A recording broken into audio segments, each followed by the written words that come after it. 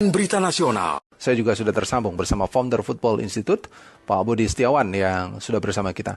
Pak Budi, selamat pagi, salam olahraga Pak. Pak Budi. Iya, selamat pagi. Salam olahraga. Salam olahraga Mas Fahmi. Iya, ini ada yang menarik di PON 21 Aceh, Sumut ini, kasus yang sudah sampai keluar dari Indonesia juga ya. Negara tetangga sudah mulai berkomentar. Dan tapi yang lagi hangat-hangatnya adalah sebenarnya ketika naturalisasi dikomentari oleh beberapa pengamat gitu ya, dan dipertanyakan naturalisasinya. Tapi ketika ada kasus seperti ini di lapangan hijau dan di PON Aceh 21 pula, ini menjadi seperti pukulan terhadap kritik dari naturalisasi yang terjadi. Kekerasan di atas lapangan hijau kembali terjadi. Pak Budi, tanggapannya seperti apa? Tanggapannya pertama, tentu ini adalah hal yang memalukan, hal yang sangat miris terjadi di sepak bola, terutama di PON 21, walaupun sebetulnya kita tidak kaget. Karena kejadian kekerasan terhadap wasit maupun di lapangan, itu adalah hal-hal yang secara nyata selalu terlihat dari event PON dari setiap tahun ke tahun yang diadakan 4 tahun sekali. Jadi ketika ini terjadi lagi, ya ini memang ini adalah sebuah masalah klasik yang selalu terus-menerus terjadi. Pertanyaannya kenapa ini masih selalu terjadi? Ya. Kalau kita melihat PSSI sudah merespon, sudah bereaksi bahwa meminta Komdis untuk menghukum berat, lalu akan menginvestigasi siapa yang terlibat dalam melakukan perbuatan, kalau boleh kita bilang ini adalah match setting ataupun match fixing secara kasat mata. Lalu mengganti wasit Liga 1, Liga 2 untuk semifinal dan final PON. Oke, itu adalah respon yang tepat untuk PSSI melihat dinamika di lapangan. Tapi kalau kita mau tarik lagi ke belakang, apa hal yang melatar belakangi terjadinya pemukulan wasit, termasuk protes di beberapa event, baik itu di sepak bola wanita maupun putra. Kita lihat latar belakangnya bahwa PSSI ini memang tidak serius untuk menggarap PON. Apa indikasinya, indikatornya? Pertama, dari technical delegates yang dikirim oleh PSSI untuk event PON itu memang bukan orang yang fokus untuk berada dari day to day, mulai dari event PON mulai sampai dengan berakhir. Misalnya apa? Technical delegates PON ini juga terlibat dalam event pertandingan Indonesia lawan Australia, di mana Indonesia lawan Australia kemarin banyak sekali PR dari sisi crowd management yang akhirnya penonton tanpa tiket itu bisa masuk. Ketika ada satu orang penanggung jawab itu terlibat dalam lebih dari megang dua event besar seperti international match Indonesia lawan Australia dan juga PON Aceh, bagaimana dia membagi waktu dan konsentrasinya untuk itu? Ya sudah pasti dua-duanya akan tidak akan terurus dengan baik, dan itu sudah nyata terjadi. Yang kedua, wasit juga demikian. Kalau kita melihat list wasit dari mulai PON itu digelar, kita bisa melihat ini adalah wasit-wasit yang tidak berpengalaman, yang tidak pernah memimpin event yang besar, tidak pernah memimpin partai yang besar, baik itu event derby di level provinsi maupun di level nasional. Apa yang menjadi dasar dari komite wasit bidang penugasan untuk menugaskan wasit-wasit baru yang kita sama-sama tahu bahwa event PON ini selalu penuh dengan gengsi antar provinsi. Semua ingin menang dan dilakukan dengan cara apapun. Ini harus dimintakan pertanggungjawaban komite wasit bidang penugasan. Karena ketua umum PSSI yang juga ketua komite wasit itu wajahnya kan betul-betul terpukul, betul-betul tertampar dengan situasi seperti ini. Jadi keberadaan Ogawa di PSSI di Indonesia, yaitu tenaga profesional dari Jepang untuk memperbaiki sistem perwasitan kita, dengan model penugasan seperti ini, mohon maaf saat ini hasilnya tidak terlihat. Bahwa keberadaan Ogawa harus dimanfaatkan bukan hanya sekedar untuk penugasan, tapi lebih menciptakan atau melahirkan SDM-SDM wasit yang untuk tahun-tahun selanjutnya kita bisa nikmati hasilnya. Saat ini proses menanamnya kita nggak lihat. Yang kita lihat itu adalah sistem penugasan yang serabutan. Dan akhirnya terlihat di situ. Dan yang terakhir, sementara ini adalah pegawai-pegawai PSSI yang sudah di PHK itu masih bertugas di dalam event PON. Jadi standar SDM yang diberikan oleh PSSI untuk event PON ini adalah pegawai-pegawai pecatan yang sudah di PHK. Sehingga kita bisa melihat bahwa mereka memang nggak serius-serius amat loh untuk melaksanakan event PON ini. Baik. Pak Budi, maaf saya potong, ini ada penelpon dari Yogyakarta, Pak Pur, yang mungkin bertanya langsung bersama Pak Budi. Pak Pur, selamat pagi Pak, salam sehat. Ya, selamat Silakan. pagi, selamat. Ya, silakan Pak Pur. Ini saya mau komentari soal bola kemarin ya. Ya. Nah, itu kalau dilihat kan masalahnya cuman dari wasit ya, awalnya itu ya, yang curang ya dia wasitnya ya. Membela salah satu tim gitu. Jadi untuk event seperti itu ya wasitnya harus diperbaiki. Jangan bikin malu negara kalau begitu kan. Ini event ini kan dilihat oleh negara lain juga. Nanti dari Malaysia pun bisa ketawa ketiwi nih melihat seperti ini. Baik.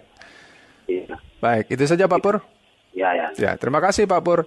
Ya, Pak Budi mungkin sedikit ini menanggapi karena sepertinya Malaysia juga sudah sedikit ya melihat adanya kasus kekerasan seperti ini dan mempertanyakannya juga. Pak Budi gimana? Ya, sebetulnya dengan kejadian pemukulan wasit di PON ini, saya ini agak senang juga sebetulnya. Kenapa saya senang? Karena kejadian ini bagus untuk menyadarkan kita semua, seluruh stakeholder sepak bola, khususnya PSSI, bahwa masalah di depan mata itu masih ada. Bahwa kita oke, tim nasionalnya oke dengan program naturalisasi, tapi ada masalah besar di depan mata yang harus ditangani. Apa itu? Masalah integritas olahraga, masalah pembinaan sepak bola, dari unsur pemain, dari unsur ofisial, itu adalah masalah mendesak yang terjadi di liga domestik kita. Bukan hanya di event PON, tapi juga terjadi di Liga 1, Liga 2, bahkan sampai Elite Pro Academy. Itu semuanya terjadi. Sehingga kita tidak bisa tutup mata dengan situasi ini bahwa PSSI harus segera mengeluarkan tindakan yang sistemik untuk melawan ini. Pola-pola penghancuran olahraga kita, sepak bola kita di level usia dini seperti ini harus segera direspon bahwa oke, PSSI meminta Komdis untuk menghukum tegas para pelaku tindak kekerasan, itu fine, bahwa memang Muhammad Rizky Saputra, pemain PON Sulteng yang memukul wasit itu, dia adalah juga pemain Liga 2. Persita Palu, dan pelatih Sulteng Sulawesi Tengah adalah Zulkifli Syukur yang juga mantan pemain nasional. Mereka berdua tahu banyak tentang situasi belakang layar bahwa sering terjadi pengaturan pertandingan maupun pengaturan skor dalam level pertandingan yang seperti ini. Nah, ini kan tidak bisa diabaikan. Kenapa mereka bereaksi seperti itu? PSSI harus tanggap dalam situasi seperti ini. Jadi jangan melihat ini sebagai sebuah kejadian yang normal. Ini bukan sebuah kejadian yang normal, harus direspon dengan cara yang biasa. Ini nggak bisa. Kita tidak cukup Komdis PSSI itu hanya menghukum orang yang melakukan kekerasan, tapi wasitnya tidak dihukum, aktor di balik wasitnya tidak dihukum, siapa yang terlibat di belakangnya ini kan tidak mungkin dilakukan sendirian. Kejahatan pengaturan skor itu tidak bisa dilakukan sendirian hanya dengan misalnya wasit yang melakukan kejahatan itu. Wasit itu juga pasti kan diperintah oleh seseorang. Siapa yang memerintahkan wasit? Yang mendugaskan.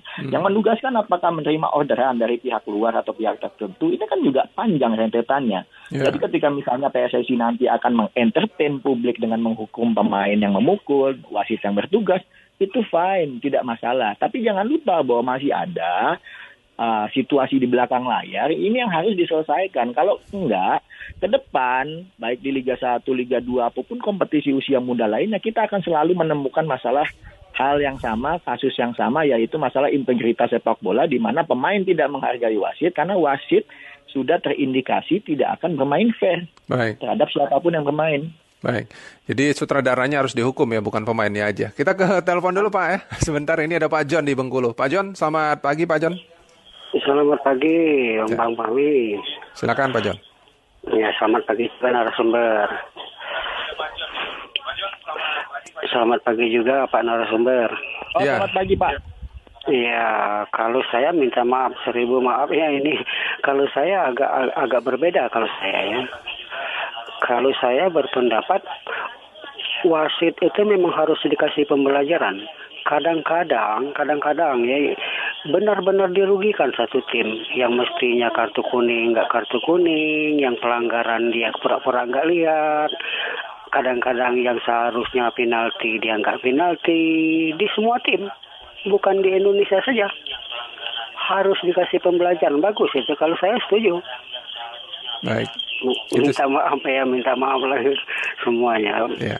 Itu saja Pak John. Kami maupun narasumber ya. Oke, baik. Terima kasih Pak John. Kalau Pak John setuju katanya mungkin ada tindakan ya, tapi nggak sampai di wrestling gitu juga sih harusnya ya. Tapi Pak Budi gimana Pak Budi? Ya itu kan sebetulnya kekecewaan yang sudah sangat memuncak terjadi. Bahwa pemain sudah tidak bisa lagi menahan emosinya sehingga langsung ditumpahkan saja di lapangan. Ya. Karena begitu banyak kejadian-kejadian yang tidak dilakukan pengambilan keputusan yang tepat. Bahkan setelah wasit itu pun tersungkur di lapangan dan diganti dengan wasit pengganti juga tidak berubah, Mas Fahmi. Ya. Pertanyaannya kenapa wasit pengganti tidak merubah style memimpinnya seperti dengan sebelumnya? Artinya kita harus curiga dan harus berpikir proaktif bahwa ini pasti ada apa-apanya. Yeah. Karena seharusnya ketika wasit pengganti itu memimpin, itu pasti ada perbedaan dari cara memimpin, kecenderungan memihak salah satu tim, itu harusnya terlihat. Tapi setelah wasit diganti, tidak ada tuh yang terlihat. Justru kecenderungannya sama, bahwa memihak pada salah satu tim, yaitu tim Aceh, bukan kepada tim Sulteng. Makanya itu yang menyebabkan Zulkifli Syukur sebagai pelatih udah WO aja, karena sudah tahu walaupun dilanjutkan juga hasilnya mereka sudah tahu. Nah, kekecewaan seperti ini tidak bisa di intercept atau di entertain oleh PSSI sebagai otoritas sepak bola tertinggi di Indonesia dengan sikap yang biasa-biasa saja.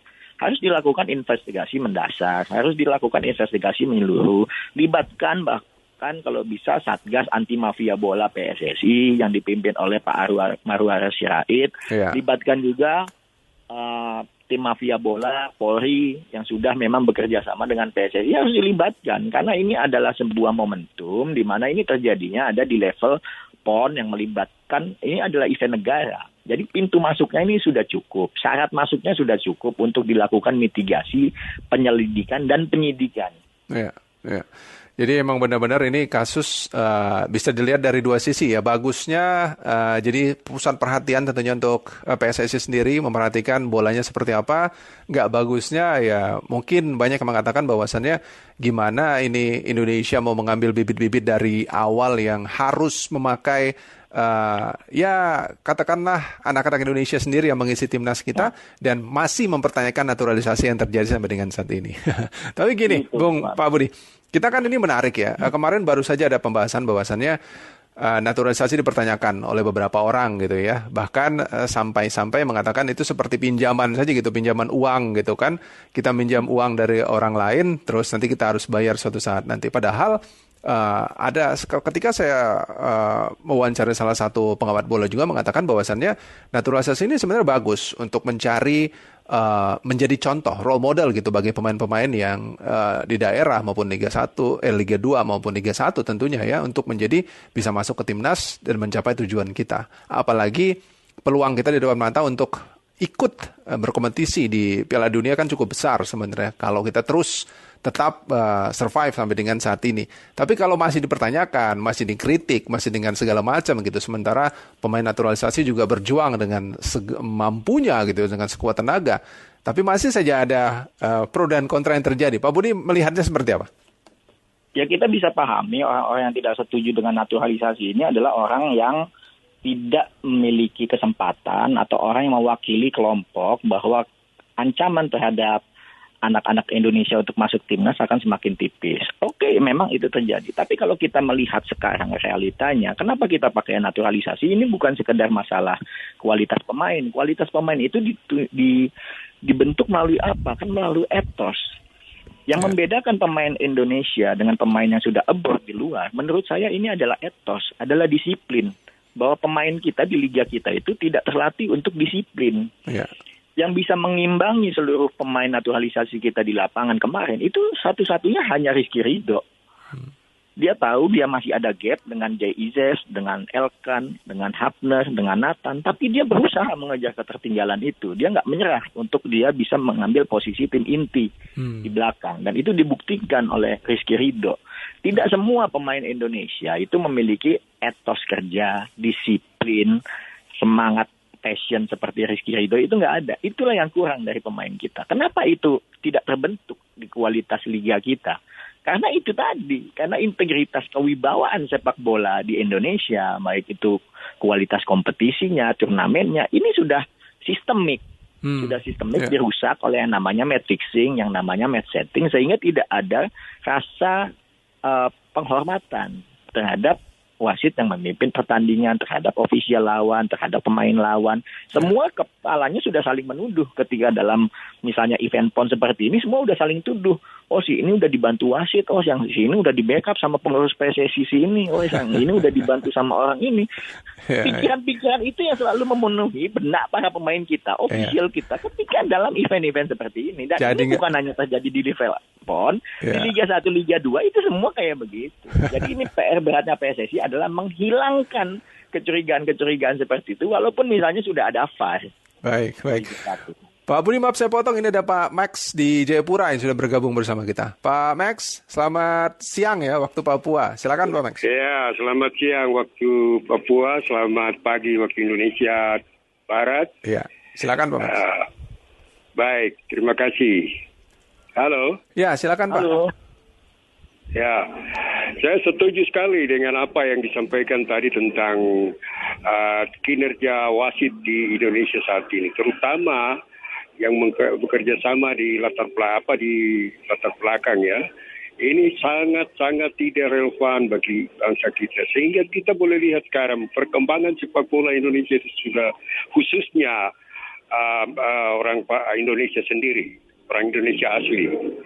Nah, kenapa sampai Sintayong datangkan pemain-pemain dari luar? Seharusnya Sintayong kalau dia datang, dia melatih khususnya anak-anak Indonesia asli dan membuat hal-hal yang menyangkut kemajuan sepak bola yang visioner di tanah air kita, bukan mendatangkan para naturalis dan lain sebagainya.